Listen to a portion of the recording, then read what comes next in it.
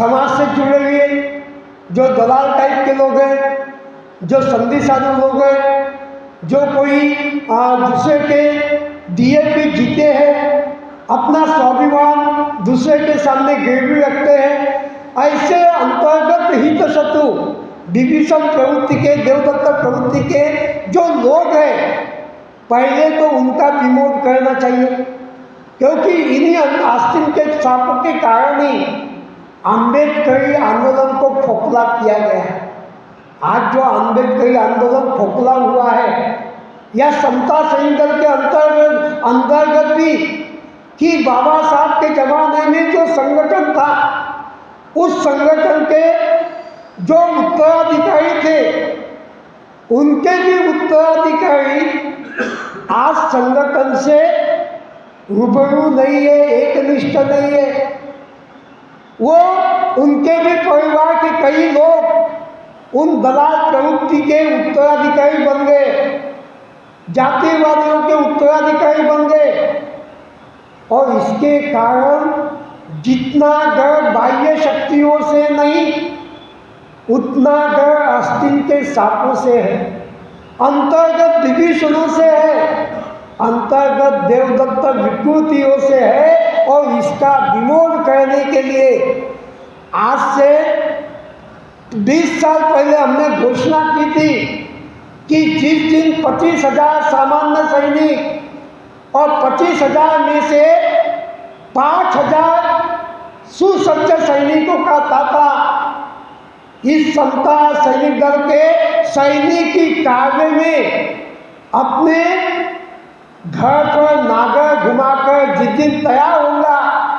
बलिदानी जत्थे के तौर पे हमारे कामठी के सुसाइड स्क्वाड के प्रमुख थे बाबू हरदा सेलन जयवीर के जनक, जिन्होंने प्राण यज्ञ दल की स्थापना उस जमाने में की थी। और उस प्राण यज्ञ दल में वे लोग थे जो मरने के लिए और मारने के लिए कभी भी तैयार हुआ करते थे। उन लोगों का जत्था जिस दिन तैयार हो, उस दिन मान लो आज जो हमारी वाताहत है, हमारी जो समस्याएं हैं, हमारा जो संघर्ष है, हमारे सामने संविधान के संबंध में जो कोई कठिनाइयां हैं, इन कठिनाइयों को समाप्त करने का बीड़ा समता सैनिक दल को पूरा करना है। क्योंकि ये समता सैनिक दल बाबा साहब अम्बेडकर के विचारों का, बाबा साहब को अपेक्षित भारत का, बाबा साहब को अपेक्षित इस भारत के लोकतंत्र का, और बाबा साहब को अपेक्षित प्रबुद्ध भारत के निर्माण का अमौलिक संरक्षण कवच है। और इसीलिए इस संगठन के सैनिकों ने आन बान और शान के साथ, स्वाभिमान के साथ गांव कस्बे में, गली कुचड़े में संगठन के शाखाएं निर्माण करना, सशक्त और स्वाभिमानी सैनिक निर्माण करना, और आने वाले समय के विषमतावाद को नष्ट करने के लिए आज जो कुछ देश में चल रहा है,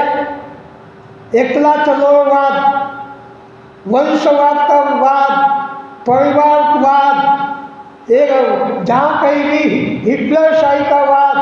धर्मांधतावाद, जातीयतावाद और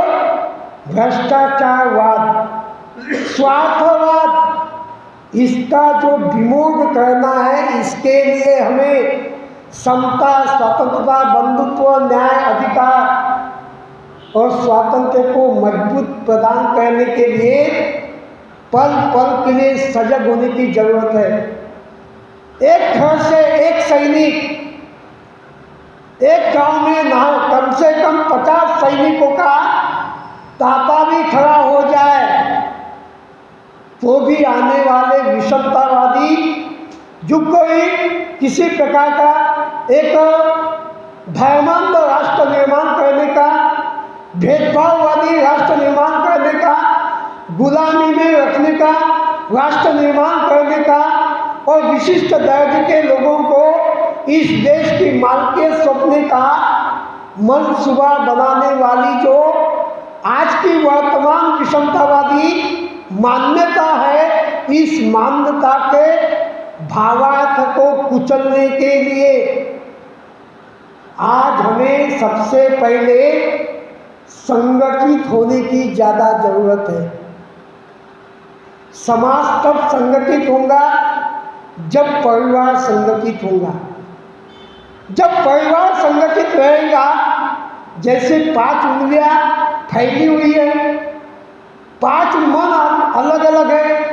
5 विचार अलग अलग है, 5 स्वभाव अलग अलग है, 5 प्रकार की अपेक्षाएं अलग अलग है, पांचों लोगों की अपनी अपनी भावनाएं, धारणाएं, व्यवहार, वर्तन, विचार, स्वभाव, रहन सहन अपने अपने ढंग से है। मगर एक परिवार के एक माँ बाप की संतान है, एक ही विचारधारा के, एक ही वृक्ष वेली के उत्तराधिकारी है। फांदियाँ कितनी हुई है महत्व का नहीं, उसकी बीजें कौन से जाति की है, कौन सी विचारधारा की है, कौन से स्वभाव की है, कौन से ध्येय और तत्वों की है, इसके प्रति भी सजग होना पड़ेगा। ये पांचों फांदियाँ एक समान, एक मुट्ठी के जैसा मजबूत हो जाए तो वृक्ष को भी मजबूती प्राप्त होगी और मूलों को भी मजबूती प्रदान होगी। और जिस दिन परिवार रूपी वृक्ष संगठित रहेगा, सौजन्यशील रहेगा, संस्कारक्षम रहेगा, उस दिन मान लो आने वाला समय एक सुसंगठित परिवार, एक आदर्श और परिवर्तनीय समाज बनने में कामयाब होगा। जिस प्रकार से एक अकेले घर पर तेजी नजर से सहजता से देखा जा सकता, अन्य अत्याचार जोर जुलूम छल छपट किया जा सकता, मगर परिवार संगठित रहे तो उस परिवार को टेढ़ी नजर से देखने की किसी की हिम्मत नहीं होती। उसी प्रकार समाज संगठित रहेगा, समाज सुसंस्कृत रहेगा, समाज भाईचारे के साथ रहेगा, समाज में उत्पन्न होने वाली विकृतियों के विरोध में लड़ने के लिए आपस के मनमुटाव, आपस के हेवेदावे, आपस की प्रतिस्पर्धिता, आपस का पद प्रतिष्ठा, पैसा का स्वार्थ भाव जिस दिन नष्ट हो जाएगा, उस दिन वर्तमान की जो तमाम विषमता है या उनके जो मंसूबे हैं उसे परास्त किया जा सकता है, क्योंकि ये लोक चक्र परिवर्तनशील है, बदलनी है, एक जैसी स्थिति नहीं हो सकती। आज भी हम देखते हैं कि जब बाबा साहब ने जिस विषमता के समय विषमता के विरुद्ध आंदोलन किया, उस समय गिने चुने 2-4 प्रवृत्तियाँ थी, मार्क्सवाद, हिंदुत्ववाद और गांधीवाद और अस्पृश्यतावाद। उस समय नीली टोपी, काली टोपी, लाल टोपी और सफ़ेद टोपी हुआ करती है, चारों का संघर्ष था। उस समय 2-4 पार्टियाँ, राष्ट्रीय पार्टियाँ संघर्ष करती थी, उसमें हम लोग भी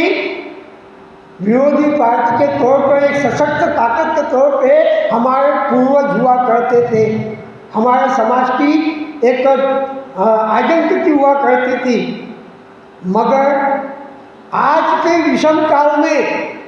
वे भी संगठित नहीं है, वे भी असंगठित है, उनके भी ऊपर अंतर्गत अनेक प्रकार के अन्य अत्याचार जोर जुलूम होते हैं, हमारे भी ऊपर होते हैं। उस समय 5 पार्टियाँ थी देश में, आज सरकार में रहने वाले 36 पार्टियाँ हैं और विरोध में रहने वालों के साथ नेशनल लेवल पे 26 पार्टियाँ हैं। और ऐसे छोटे मोटे कितने हैं, यानी किसी एक का नेतृत्व, उस जमाने में किसी एक पार्टी का नेतृत्व हुआ करता था, विशिष्ट विचारधारा का नेतृत्व हुआ करता था। आज वैसा नहीं है। आज कोऑर्डिनेशन किए बगैर, एक दूसरे के विचार को समन्वय किए बगैर किसी एक को अपनी एक सूत्र ताकत या एक शक्ति वातावरण निर्माण नहीं किया जा सकता। हाँ, थोड़ा कुछ नमक मिर्ची डाल के या फिर कुछ मिठाई का लालच देके, पद प्रतिष्ठा पैसा का लालच देके अपने खेमे में लाके अपने स्वार्थ को पूरा करने का प्रयास किया जा सकता है, मगर पूरी तरह से इस देश में जो मनसूबे किसी विशिष्ट लोगों के चालू है, वो मनसूबे कभी भी पूरे हो नहीं सकते। अलग अलग प्रांतों में, अलग अलग राज्यों में, अलग अलग गांवों में, अलग अलग कस्बे में अलग अलग ढंग के विचार करने वाले, पद प्रतिष्ठा और पैसा, इसके लिए अपने आप को मजबूत करने के लिए कुछ लोग अलग अलग धड़े में बढ़कर अब अलग अलग लोगों पर अलग अलग प्रकार से जो अन्याय अत्याचार जो जुल्म करते हैं, उनको समस्याओं से ग्रस्त करते हैं। कामगार हो या फिर मजदूर हो, कारखानदार, कारखान मजदूर हो, इन सबके पे जो अत्याचार चालू है, इसके लिए अलग अलग कस्बे का, अलग अलग तबके का, अलग अलग स्तर का, अलग अलग जाति धर्म पंथ व्यवस्था का हर आदमी अपने अपने ढंग से अन्यायग्रस्त है। और ऐसे विषम वातावरण में, क्योंकि हमारा आंदोलन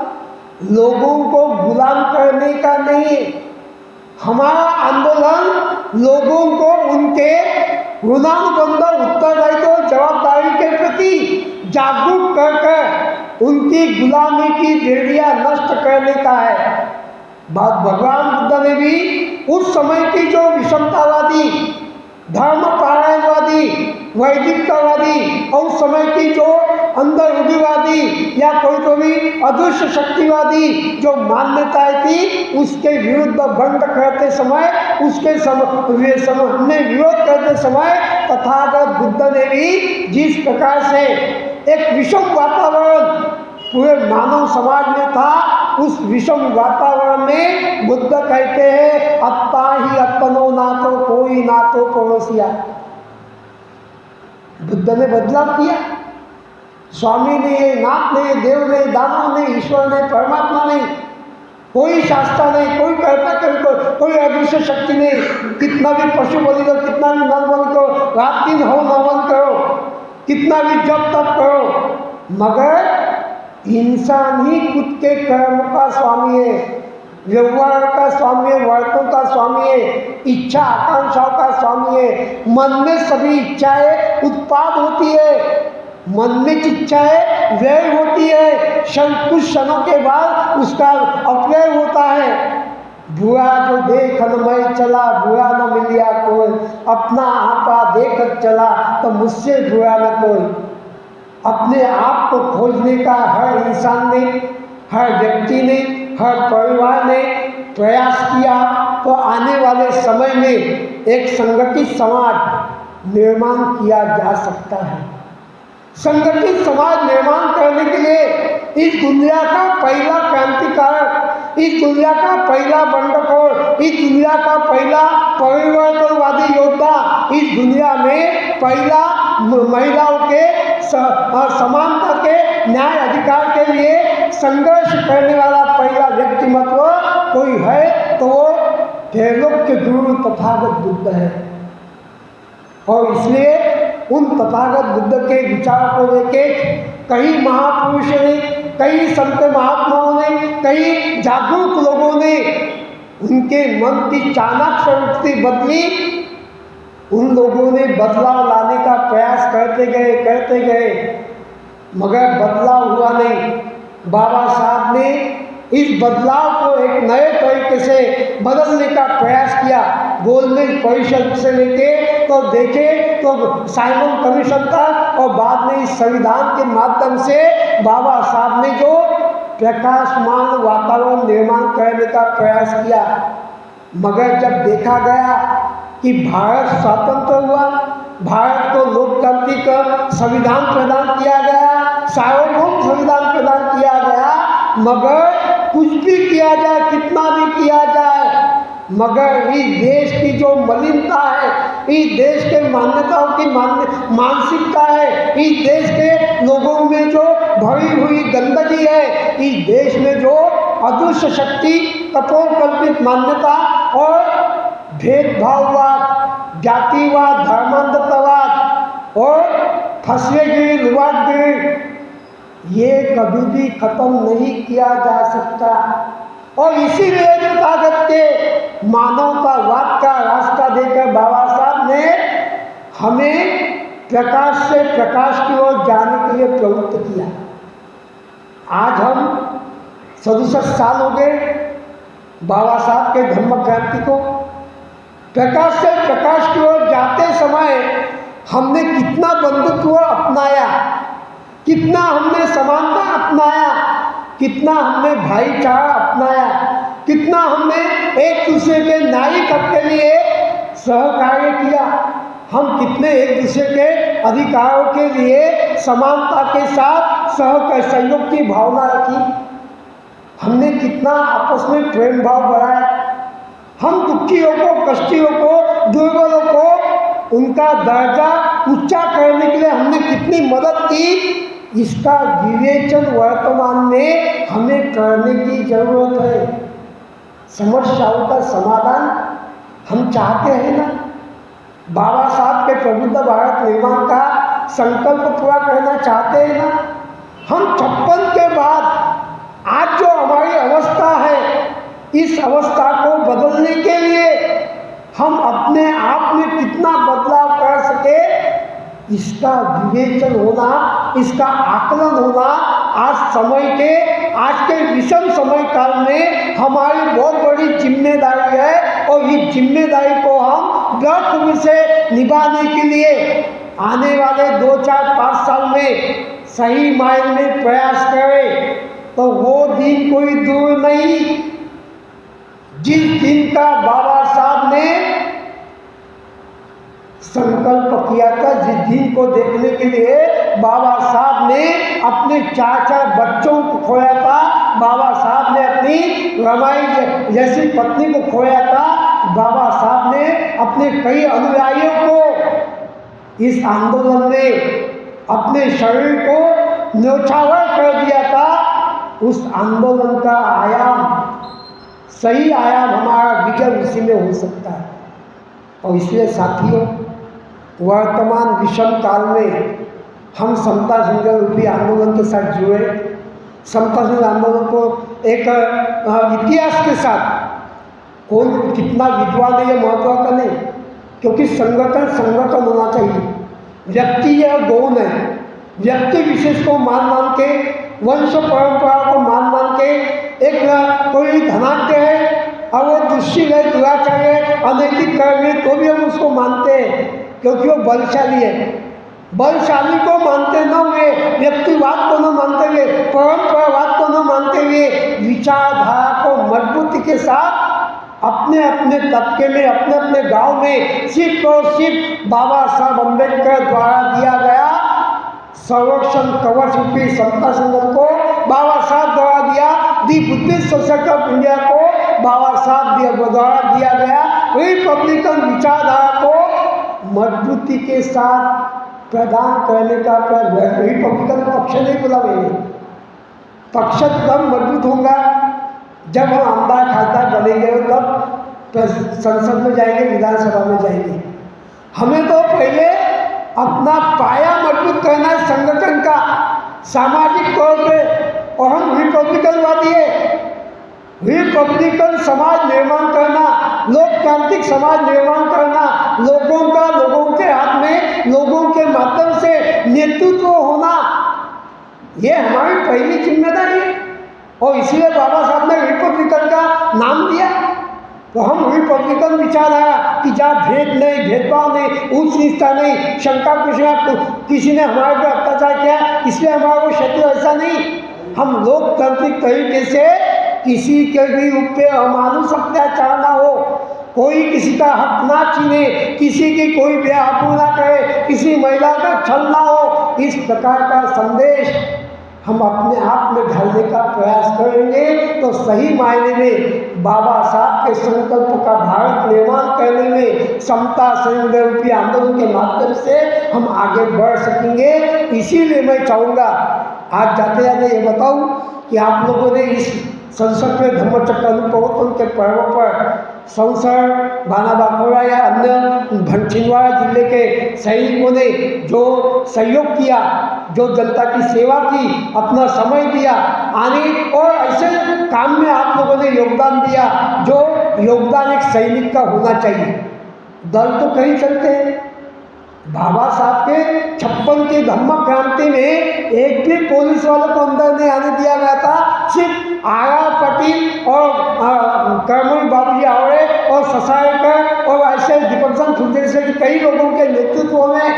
दीक्षा भूमि की संरक्षण व्यवस्था उस समय हमारे पुरखों ने की थी, जिनके कई लोगों के साथ मैंने काम किया। उन लोगों का उत्तराधिकार आज भी हम पिछले 4 दशक से संभाल रहे हैं। इस दीक्षा भूमि हो, चैत्य भूमि हो, भीम जन्मभूमि हो या फिर जहाँ जहाँ बाबा साहब का कारवा एकत्रित आता है, संगठित तौर पे आता है, वहाँ वहाँ और सामाजिक तत्वों से, धर्मांतरण और जातिवादी सनातनी तत्वों से उनका बचाव करना चाहिए, उन पर अन्याय जो जुल्म ना होना चाहिए। इसीलिए समता सैनिक दल के सैनिकों ने अपने पूरे गणवेश के साथ, अनुशासनबद्धता के साथ, अपने कंधे पर अपने लाठी के साथ एकत्रित आकर सामूहिक कार्यक्रमों में भी और गांव कस्बे में भी जहाँ जहाँ समूह है, जहाँ जहाँ अत्याचार होता है, जहाँ जहाँ जो जुल्म होता है, वहाँ संगठित होकर उसका विमोचन करने के लिए खड़े होने का प्रयास करें। इन्हीं शब्दों के साथ मैं आज आपसे आशा करता हूँ आने वाले समय में यह छिंदवाड़ा जिला हो या मध्य प्रदेश का पूरा प्रांत हो, यहाँ से भीम बाबा साहब की जन्मभूमि जो मिल्ट्री में आती है, महू में आती है, वहाँ बड़े पैमाने पर अपनी सेवा सुरक्षा प्रदान करते समय सिर्फ महू में ही नहीं तो अपने गांव गांव में बाबा साहब के स्टैचू हो या बाबा साहब के धम्म के विचार के केंद्र कार्यशाला रूपी बुद्ध विहार हो या बाबा साहब का अत्याचारित समाज हो, उनकी सुरक्षा के लिए सतत सजग रहने का प्रयास करें। यही आशाओं के साथ मैं अपने शब्दों को विराम देता हूँ। साधु साधु साधु।